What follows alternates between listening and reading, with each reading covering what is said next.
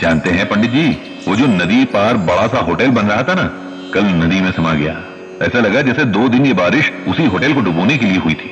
नदी में ऐसी बाढ़ आई कि होटल की नींव तक पहुंच गई और उसे अपने साथ बहा कर ले गई। क्या? पंडित जी के मुंह से निकला। उन्हें वाकई बहुत हैरानी हुई और दिल में कहीं न कहीं एक सेटिस्फैक्शन भी, क्योंकि वो जानते थे आज नहीं तो कल ऐसा कुछ होगा।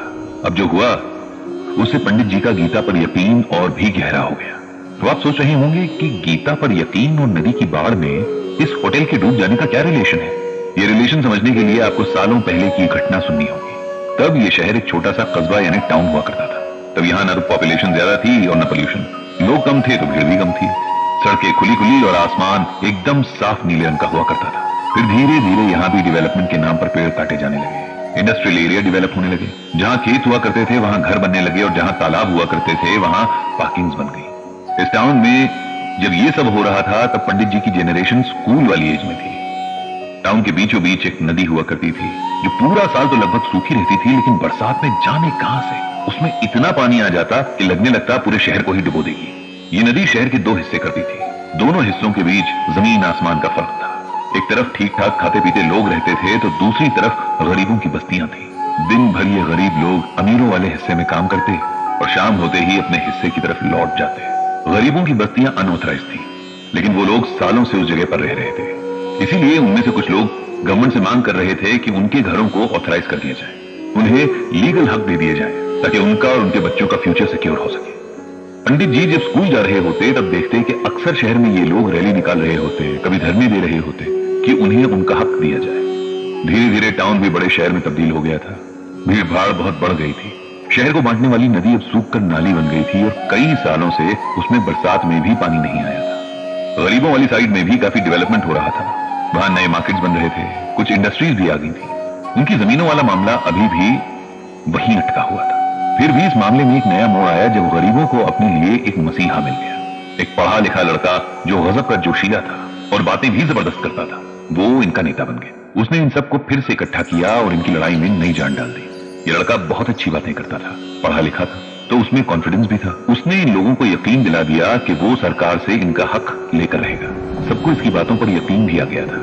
फिर जाने क्या हुआ, कई दिनों बाद सुनने में आया कि उस लड़के ने सबसे धोखा किया और अब तक के जितने भी लीगल पेपर्स थे कहीं गायब कर दिए। सुनने में यह भी आया कि उसने एक बिल्डर से साठगांठ कर ली थी।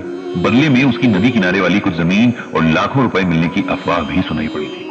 बेचारे गरीब लोग इतने सालों की लड़ाई एक इंसान के धोखे की वजह से हार गए थे।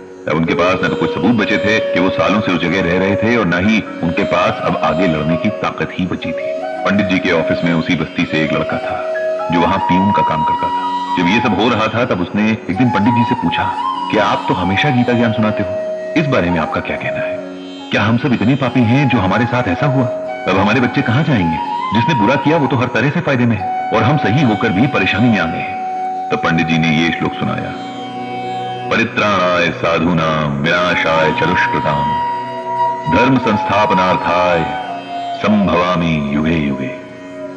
इसका मतलब यह है कि भगवान श्री कृष्ण अर्जुन से कहते हैं कि सज्जन लोगों के भले के लिए और बुरे लोगों के नाश के लिए और धर्म की स्थापना के लिए मैं युगों युगों से प्रत्येक युग में जन्म लेता आया हूं।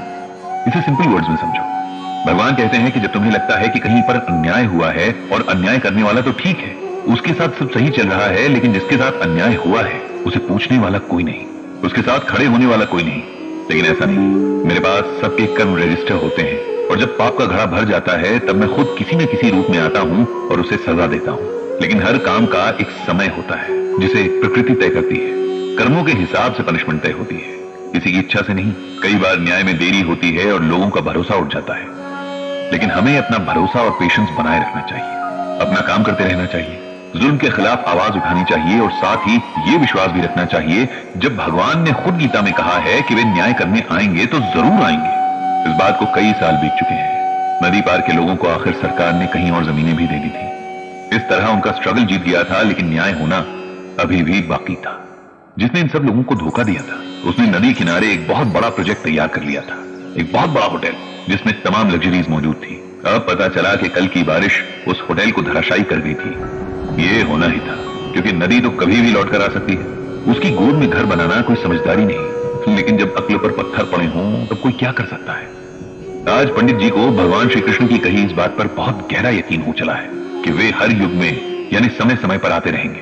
उनके आने का मतलब जरूरी नहीं कि वे भगवान राम या कृष्ण के रूप में ही आए।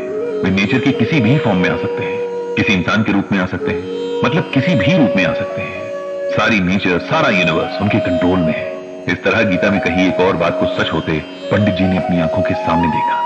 उन्होंने मन ही मन भगवान श्री कृष्ण को प्रणाम किया और सब पर कृपा करने की प्रार्थना की।